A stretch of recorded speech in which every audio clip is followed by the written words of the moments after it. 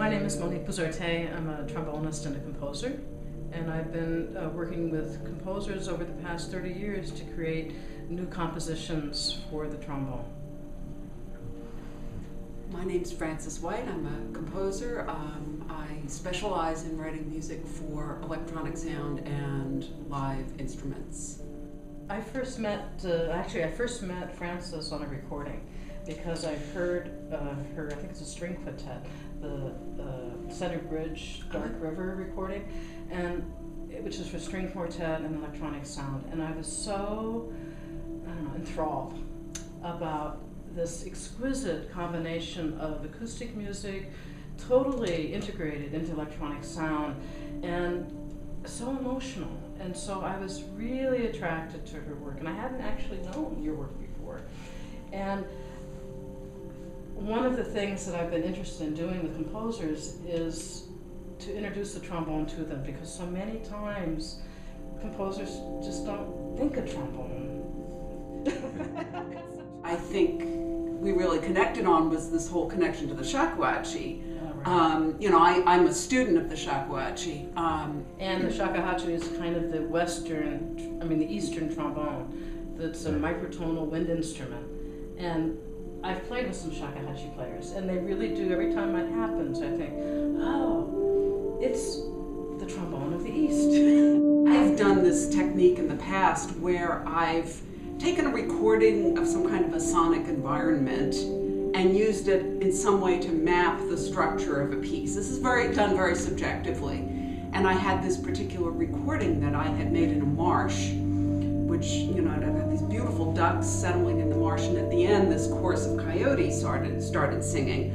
So using this very subjectively, I used that as kind of a map for the structure of the piece. And that's one of the reasons why it has the title of tracing, because I thought of it as being this tracing of this sonic environment. But also the word tracing can mean following in something's footsteps, sort of like following in the footsteps of this shakuhachi exploration. And of course also tracing you might think of as something you would do like with a light piece of paper over a picture, and then so that's kind of where the title came from. You take it off the original, and then you have something that's its own thing. Right.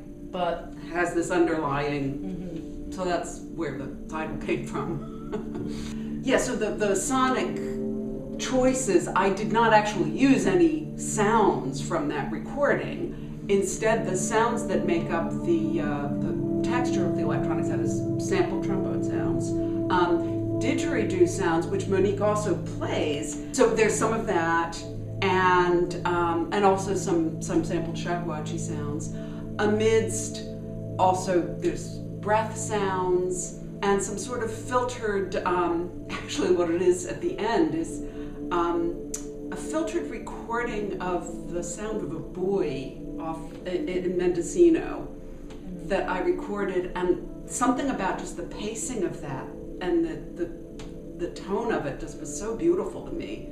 So that's kind of where the palette came from. As far as the technical aspects of Frances's piece, tracing, it's like in any piece of music, the real challenge is of communication, of feeling, an idea. The technique is in service to that. By itself, it means nothing. So I often find that the most simple things are the most difficult. To be so eloquent, through this instrument, and take what's essentially some pipe. It's plumbing. It's not like Stradivarius violin.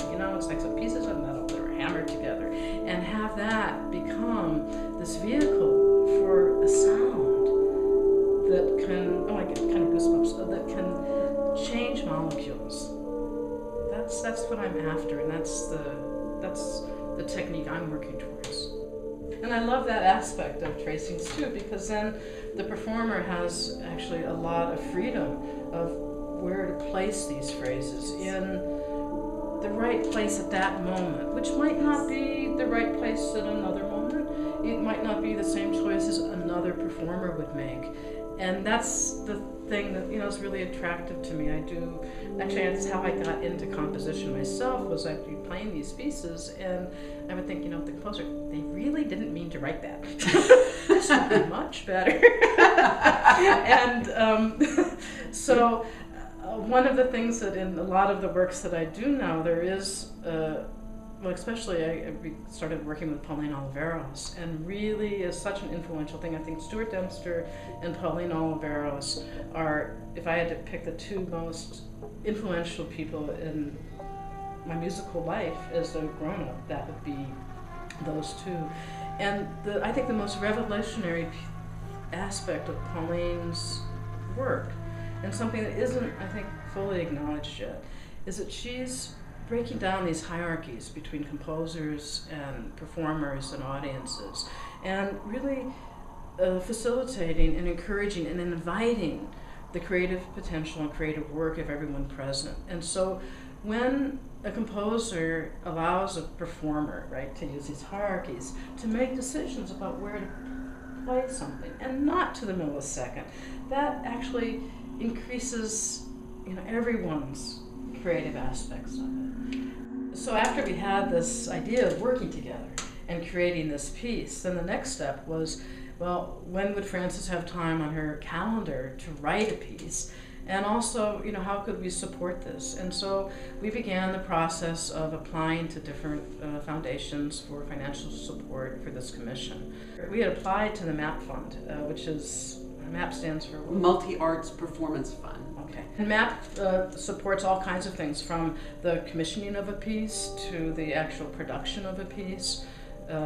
So when we had this idea and we realized we're really talking about the Western and Eastern shakuhachi, these two ancient instruments that both have a long history of traditions with spiritual thought, they thought, well, let's try for MAP.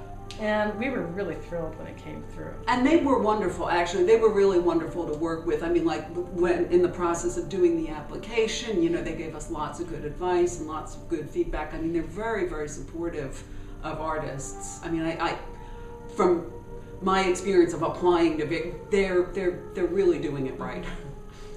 So we're really pleased to present as the premiere on March 8th this new piece that was actually made possible by this fund.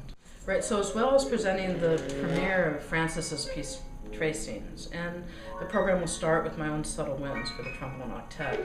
The other pieces on the program, like Frances's piece, were all written specifically for me. One of them is by Pauline Oliveros. That's for trombone and piano, and I'll be joined by the fabulous pianist Sarah Cahill. The piece is called The Gender of Now, There and Not There. And each performer, the trombonist and the pianist, we each have a certain number of personalities that we have to inhabit at every time. One of the pianist personalities is non-diatonic arpeggios. One of the trombonist personalities is microtonal melodies. And so we are each free to move within any of these personalities at any time. And part of each of our personalities, one choice for each of us, is free improvisation.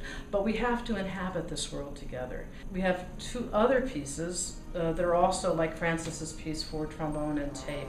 One is by Sorrel Hays, called Wake Up and Dream.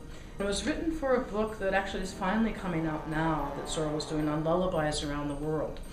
And I know trombones and lullabies might not seem to be the most logical bedfellows, so to speak, but Sorrel has taken this Australian lullaby and put this incredibly engaging, it makes you want to dance, it's like not really what in the West we would think of as a lullaby, and it's just phenomenal piece.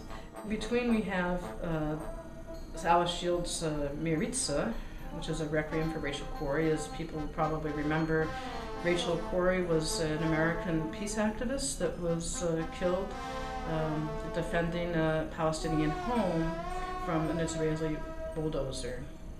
So those are the 5 pieces that we're presenting at this Roulette concert, and they are 5 pieces by women composers.